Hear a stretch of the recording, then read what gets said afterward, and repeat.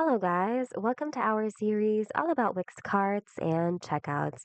Today, let's learn how to customize your cart page on your Wix mobile site. Let's get started.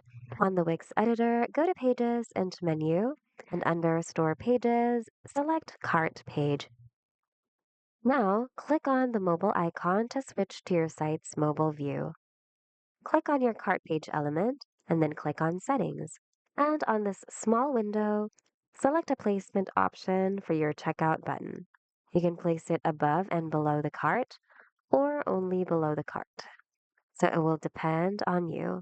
Once you're done, you can now close that window and click on Save to save your changes.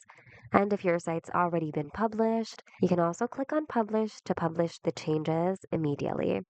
And that's it. Hope you found today's video of help. If you did, hit the like button and consider subscribing for more Wix tutorials.